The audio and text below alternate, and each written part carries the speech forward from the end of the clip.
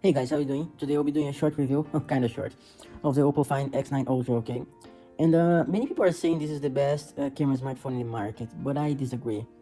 Okay, I'm going to go against everyone's opinion, okay? But this is my opinion, okay? This is my opinion. All the phones that I get, I don't get it for free, okay? I buy with my own money, okay? I paid almost... Actually, I paid $1,400 for this one, so it's not too bad because I got a China version. But let's talk about this phone. It's not only bad things, they're actually mostly good things. It's a very good phone, it's just not perfect.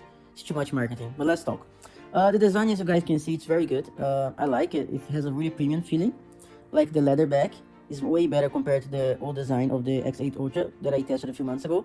The screen, actually, I found it was much better because it was totally flat, no curve at all compared to the X8 Ultra. The X8 Ultra had a little bit of a curve, and but the resolution is fine. All the specs, the brightness, everything is an amazing screen. Although I do prefer the color calibration of the iPhone screens or the Sony Xperia smartphones. They have better color calibration, more natural, kind of. But it's a good, really good screen. It's like one of the top, let's say top 10, because the S25 Ultra, in my opinion, has the best screen at the moment. But it's a nice screen. The sound, I think, is the downside of this phone. I would compare it to the sound of my old iPhone 15, which is already pushing 3 years old. So it's not the best sound out there, but it's not a horrible sound, okay? But it could be better. It's not amazing, but the battery is actually pretty good. I would say it's the equivalent of my S26 Plus from Samsung, which is crazy because the S26 Plus has only 5,000 milliamperes.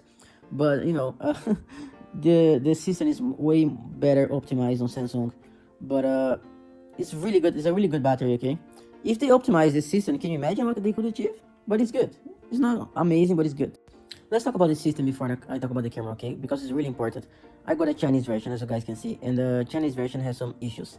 eSIM doesn't work unless I get some kind of wanky adapter or something that it doesn't work natively, okay? There's some limitations like on language. Even if I select English, there's some parts of the system that will still be in Chinese. And it's fucking annoying, okay? The customizations are just not as much as Samsung or even Apple, or Google, which is crazy. And I don't know, the global version is just much better, but it costs like $2,000, and no phone is worth that money, okay? I'm gonna tell you right now, don't buy a phone for $2,000 because of the cameras, okay? Just get a fucking real camera. Just please, just get a real camera. But anyways, and that annoys me. I have OCD, so like I just couldn't like be swiping on the system, and then I suddenly see something in English and then in Chinese. I'll mix it up together. No, just please no. But yeah, that's just my opinion though on the system. The global system should be fine. If you can get like a global version of the X9 Ultra for like $1,400, just buy it. It's a good money. I mean, it's not amazing, but it's good. Now let's talk about the cameras, and that's the mixed bag there. Because on paper you get some really amazing hardware, which you do, but the software, as always on OPPO, lets you down. With the AI slop and the face filters and the skin smoothing and everything, all the slop that OPPO has been bringing since the X7 Ultra to now, they just have been getting more slop, actually, not better, which is crazy. But I'm gonna explain why. Now let's talk about some photos that I took, okay? The first photo was with the 10x zoom camera. And actually, I think the 10x camera is really, really good. I mean, it's really versatile. It's not amazing, but it's really versatile, okay? And you can get some really sharp photos in daytime if you use the Hasselblad high res mode, okay? This specific mode. The digital zone is actually pretty good, the 6x until 9x, because it's using the 3x camera. The main camera is really good. No complaints at all. I think the X8 Ultra was slightly better, but not a lot.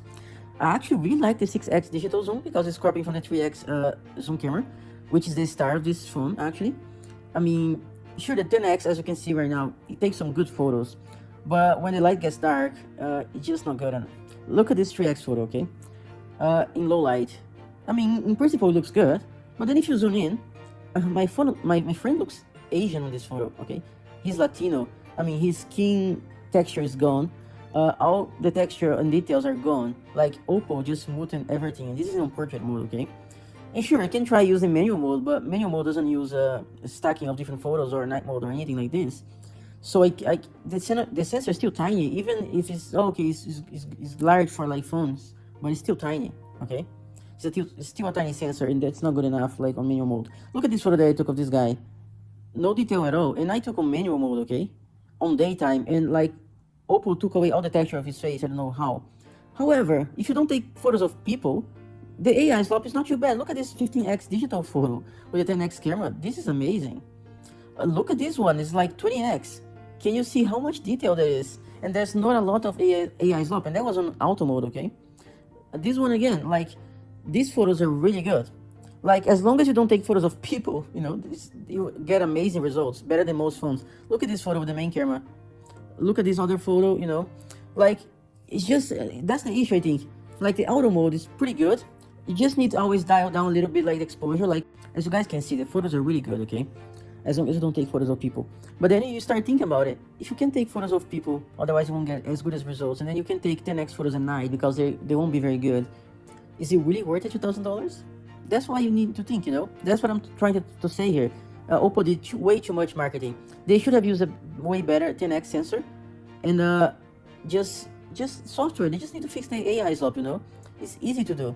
I don't know why those companies like Honor, Vivo, and OPPO, they keep pushing. Actually, Vivo is better because Vivo now added an option called raw lighting. Then you can like remove most of the AI processing of the photos, and it's just way better than OPPO. Oh no, regarding that, if you use the option, okay? But you know, look at this other photo that I took of my friend, okay? Same thing with the main camera, 2x. Look at that. No, look at this other photo, 3x. Where is his skin? What happened to his skin? He looks like a wax doll or something. This photo again. OPPO just overblown everything, way too much, like brightness and everything. So like, I try to use now manual mode with these photos, like on the concert, and you just look at the selfie camera. At night, the same thing, takes away all the texture. I don't know why. Why they do this? And now look at the 10x camera at night using night mode, okay? And yes, it was activated the 10x camera. It's very, very poor, okay? It's not great. So that's what I'm saying. It's a tiny sensor. They should have used a bigger sensor for the 10x camera, okay? It's not much better compared to my old S23 Ultra. But look at this. This is with the 3x camera. I think it's the best camera here on this phone is the 3x, the main, and the ultra wide. The 10x is the weakest one, okay? The selfie is actually pretty good. It's actually better than my iPhone 17. Look at this guy. Look at this guy. This guy, he looks kind of mixed with Asian or something on this photo. But he's Latino. He didn't look like this in real life. Again, OPPO in portrait mode during daytime. What did they do? What happened to his skin? Again, a wax doll. Again, I don't know. It's face filters and then AI slop and anything. I don't know what they're doing, you know. Honestly, don't know. Sometimes you get some really good results. Sometimes you don't. When you're taking photos of people. But like mostly, look, during nighttime, you get some really good photos. Look at this 10x photo during daytime. Like, during daytime, that's when the 10x shines, okay? But that's the issue, like, if you only limited to use this camera during daytime, what's the point? You know what I mean? Is it really worth it to pay that much just for an extra camera? No, you need to think. Now, look at this video that I recorded, okay? This is, if I recall, was it 10, no, this was like 5 or 6x digital zoom. This one was with a 3x. So that's pretty good. The video was actually nice, but I think Vivo does video better, okay? So, you know, this camera has many issues. I think if you still want to buy this phone and take photos of people, use the Hasselblad high-res mode. However, it only works well during daytime, okay? This will have the least processing, but it won't work well at night because it doesn't do, I think, stacking and stuff like that in night mode. But it's the best option you have.